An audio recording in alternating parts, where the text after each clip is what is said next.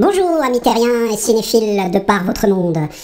Eh bien écoutez, une fois n'est pas coutume, je vais interrompre le travail actuel sur le projet Whedon vs Snyder, Justice League, parce que j'ai une urgence à vous faire partager mon désarroi, ma sidération et surtout mon irritation, car je viens de visionner un film dont on a beaucoup parlé, en tout cas en termes de publicité et de, je dirais même presque propagande, The Batman de Matt Reeves.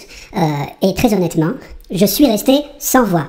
En tout cas, il faut bien que je la retrouve pour vous en parler et vous expliquer pourquoi j'ai détesté.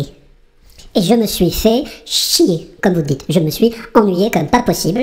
Et si mon espèce pouvait bâiller, ben j'aurais eu la bouche ouverte pendant tout le film, même si je l'ai quand même eu pendant plein de moments de ce film de sidération, disant « What ? Quoi ? » Je vais vous dire pourquoi je pense que ce film est juste un mauvais film. Ce qui, en soi, n'est pas un problème, parce que le cinéma, c'est aussi cela, c'est aussi des films ratés, mais qu'on finit par aimer, parce qu'il y a quelque part la sincérité des auteurs. Mais là, il n'y a pas de sincérité.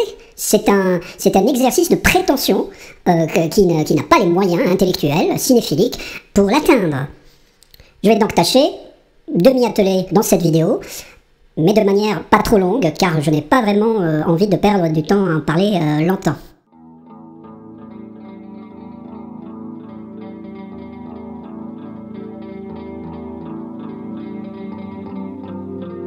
Alors pourquoi ce sous-titre?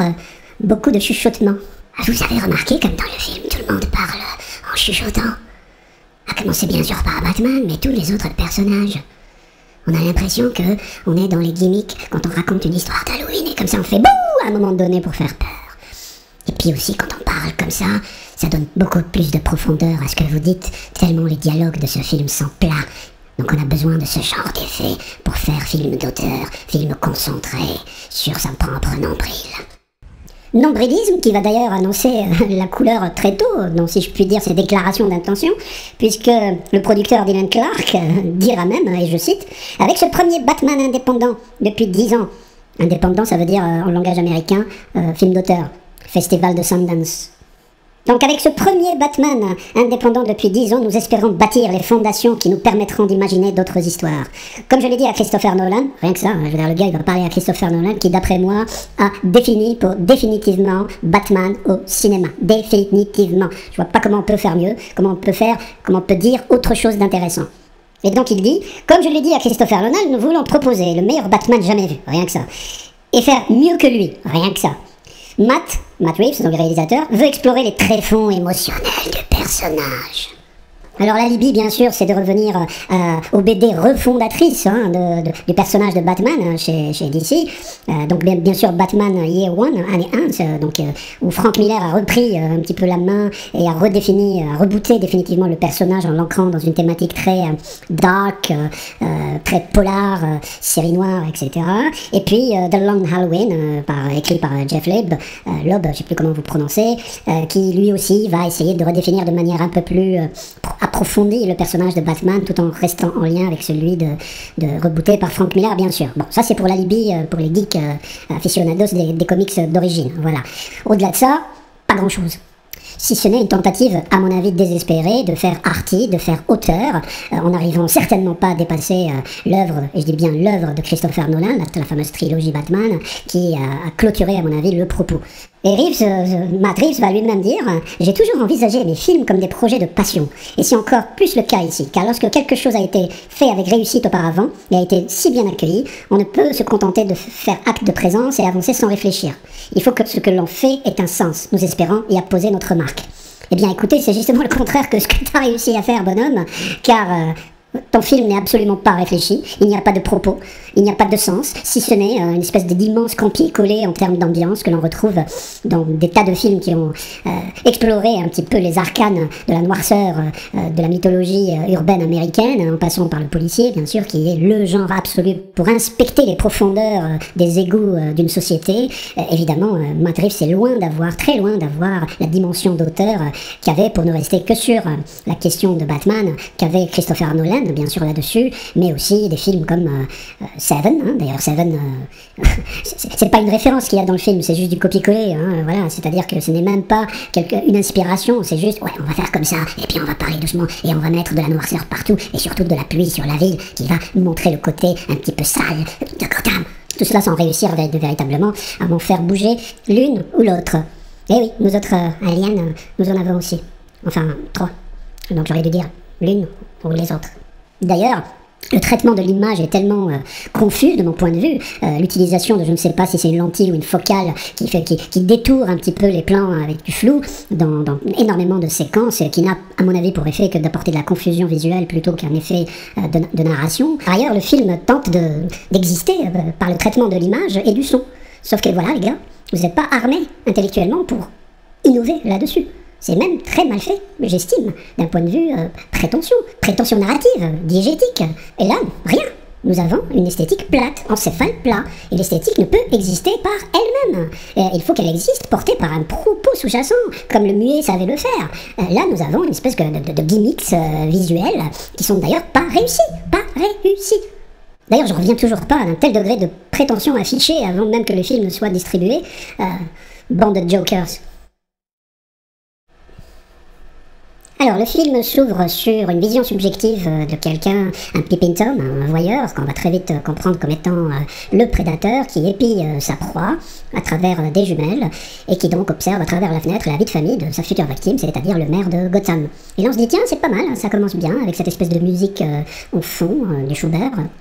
Et là, on se dit, attends, j'ai déjà vu ça, et on comprend que commence dès la séquence d'ouverture, le procédé de copier-coller de Reeves dans ce film.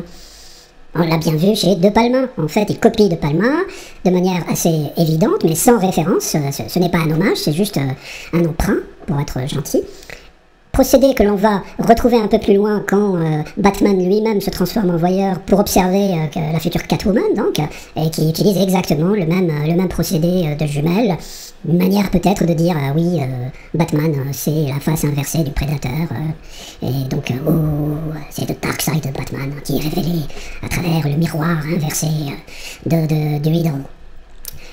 Et là, on comprend que en fait, tout cela n'est qu'un grossier emprunt à Brian De Palma, hein, qui lui a beaucoup travaillé cette question du regard porté sur les fenêtres, le voyeurisme au service de la narration, hommage très appuyé à son maître, revendiqué Hitchcock, hein, Fenêtre sur cour, et qu'il va magnifiquement mettre en scène dans Body Double, un film que si vous n'avez pas vu, allez-y, vous comprendrez ce qu'est un auteur, même quand il cite d'autres auteurs. Quelqu'un qui a un propos sur le cadrage, sur la notion de point de vue, l'œil du spectateur, l'œil des personnages, l'œil du narrateur, l'œil du metteur en scène, tout cela magnifiquement tourné et qui ici n'est qu'un exercice d'étudiant de première année de cinéma.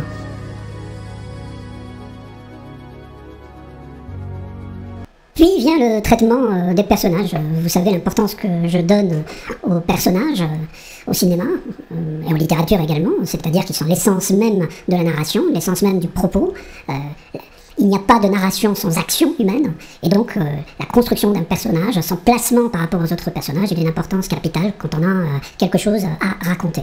Or ici, à commencer par le personnage d'Alfred, et vous savez à quel point, si vous avez regardé mon épisode consacré à Justice League, hein, le chapitre sur Alfred, vous savez donc l'importance que je donne à ce personnage en lien avec l'iconographie, la construction psychologique et iconographique de Batman.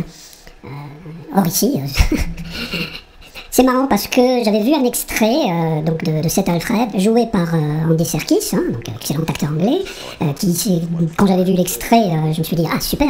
On retrouve l'un de mes deux Alfred préférés, celui de la série Gotham, et qui donc marque bien l'antécédent militaire du personnage, donc une élégance toute militaire. Et là, patatras, ce personnage, Alfred, ne dure littéralement que 8 minutes 20 secondes dans un film qui en fait presque 3, je crois que c'est 2h49 ou quelque chose comme ça. Donc de ce point de vue-là, c'est incroyable, c'est tout bonnement incroyable. Et on est réduit à un simple accessoire digne des Alfred des années 40, 60, c'est-à-dire un faire-valoir. Il n'y a qu'une scène, d'ailleurs trop longue, où il récupère d'une explosion, d'un attentat commis par le Riddle sur son lit d'hôpital, et il n'a unique fonction que de rassurer Bruce sur l'intégrité et l'honnêteté de son père qu'il avait cru entaché par les révélations de Falcon. J'en dirai pas plus, même s'il n'y a pas de spoiler, c'est tellement c'est cousu de fil blanc. Et finalement, ce qui aurait pu être intéressant, c'est-à-dire cette dichotomie noir et blanc du personnage de Batman pourrait justement être issue de cette lignée un peu visqueuse. Mais là, tout de suite, le père est racheté, il a fait qu'une erreur, et il voulait que protéger sa famille, patati, tatata. Enfin, c'est digne d'un épisode d'un feuilleton pour ménageurs, quoi. Les feux de Gotham. Séquence très lourde que résume d'ailleurs cette main tendue. Je vous laisse regarder.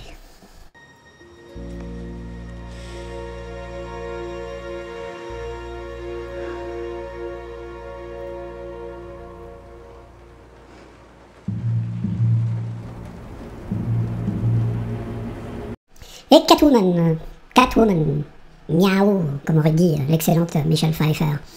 Eh bien, Catwoman, là encore une fois, déception totale, elle est réduite à un cliché. D'ailleurs, à un moment, il y a Batman qui lui dit « Oh, vous aimez les chats ?» Parce qu'elle en a plein chez elle et ça court entre ses jambes. Very, very clever. Sinon, à part cela, rien. Elle sert encore de faire valoir. L'actrice n'est pas trop mauvaise. Zoé Kravitz, d'ailleurs, vole à chaque fois la vedette quand elle est face à Pattinson, qui n'arrive toujours pas à sortir de Twilight, qui se contente de faire le déprimé pour pouvoir montrer le désarroi mental de Batman. Et les gars, Batman, ça veut dire chauve-souris, certes, mais c'est pas un vampire, gars. Faut jouer autrement. Et donc Reeves se contente d'un cliché de Catwoman, le cuir et les griffes, alors qu'il avait à sa disposition une actrice qui pouvait largement donner une dimension beaucoup plus intéressante, mais bon, elle ne pouvait pas auto-écrire son personnage en direct, donc elle fait ce qu'elle peut. Déception totale sur un potentiel gâché, justement parce qu'il n'y a pas de propos sur les personnages. Et d'ailleurs, tous les autres personnages sont traités de la même manière, c'est-à-dire de manière factice, sans relief, sans dimension psychologique. Gordon, c'est le chuchoteur en chef, qui n'arrive pas à avoir une fonction capable de donner une ampleur morale nécessaire au positionnement face à cette ville, à Gotham, qui cherche à sortir de l'obscurité, mais qui n'y arrive décidément pas. Ensuite, nous avons bien évidemment le pingouin, donc, qui est par essence le super vilain face à Batman, mais qui, là encore, on se demande ce qu'il fout là, quoi.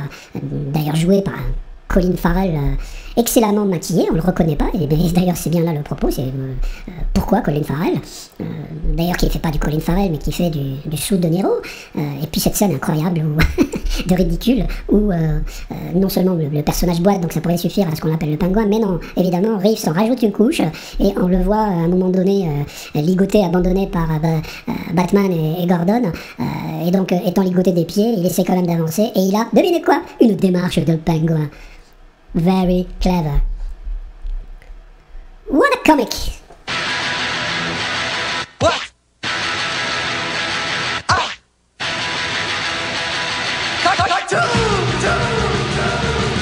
Bon, Falcon, je vais en parler pendant 30 secondes, étant donné que c'est vraiment un mannequin, quoi, voilà, pourtant qui a une fonction essentielle dans l'univers de Gotham et de Batman, donc bien joué évidemment par John Turturro, mais qui sert à rien sinon à dire là encore on a un problème de filiation puisque c'est le papa caché de Catwoman.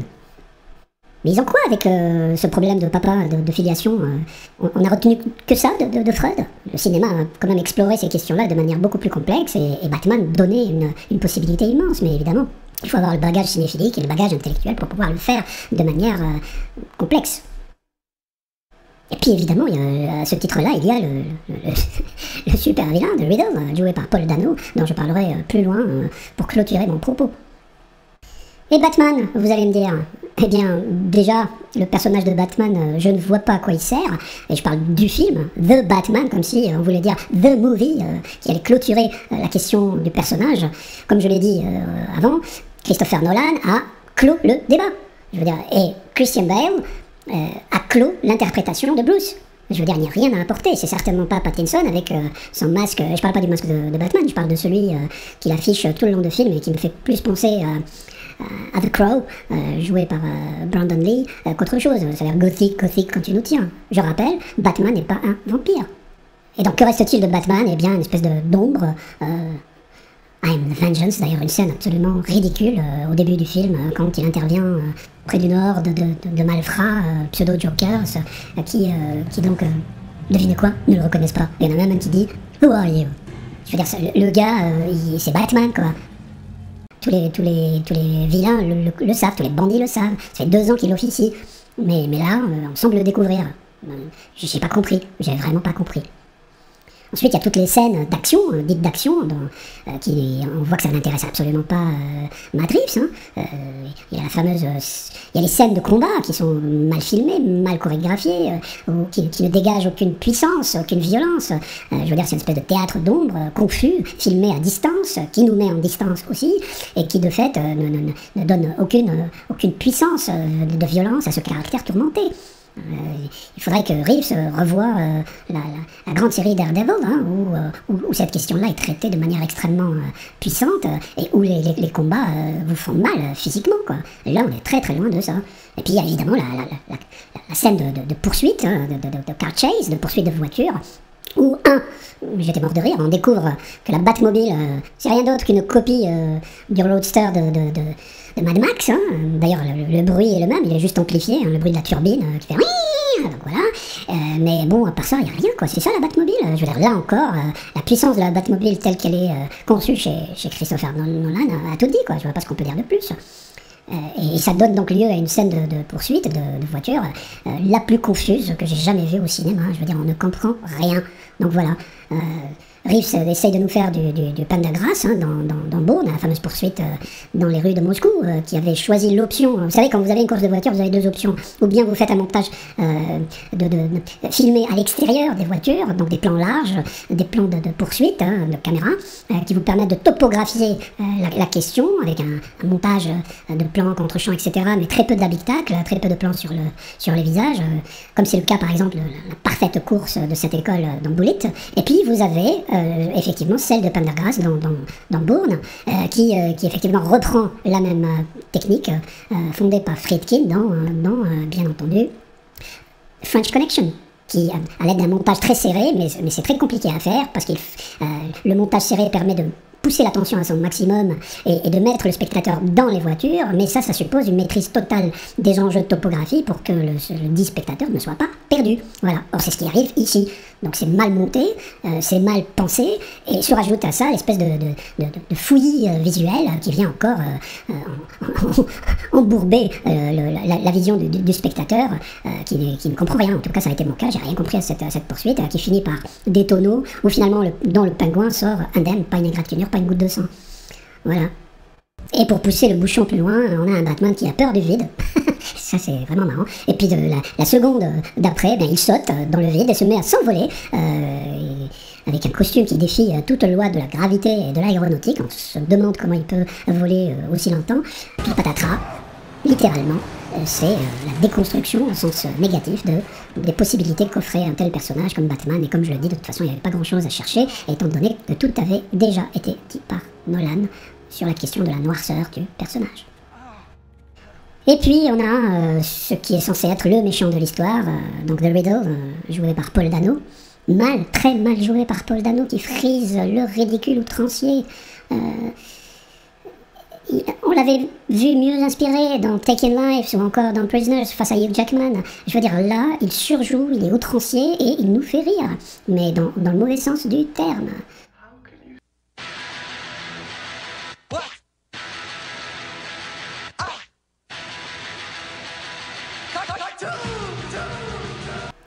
On se met à désespérer du Riddle surjoué également, mais de manière beaucoup plus fun, tout en restant ridicule, par Jim Carrey, dans le très raté Batman Forever de Joel Schumacher.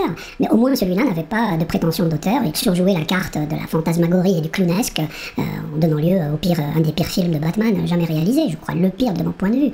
Sauf qu'il vient d'être détrôné par celui-ci. Et enfin, on a une séquence vers la fin du film, quand suite à la marée montante, à la montée des eaux, Batman sauve une partie de la population, dont le maire, le nouveau maire de Gotham, dans une séquence qui se veut iconique, qui se veut mythologique. Hein. On se demande c'est quoi la référence, Moïse, sauvant son peuple, ou le joueur de flûte de Hamelin. Ridicule. Voilà, c'est ça mon avis sur The Batman, qui se voulait la version définitive du personnage, mais qui en réalité n'est que la version non définitive, hélas, de toute cette prétention ambiante dans les néo-studios hollywoodiens, où on fait semblant d'être intelligent alors qu'on ne l'est pas, où on fait semblant d'avoir du matériel cinéphilique alors qu'on l'a qu'à peu près, et que finalement cette prétention se suffit à elle-même. C'est ce qu'on appellerait de l'autosuffisance, mais qui nous est imposée malheureusement à grand renfort de publicité et de propagande.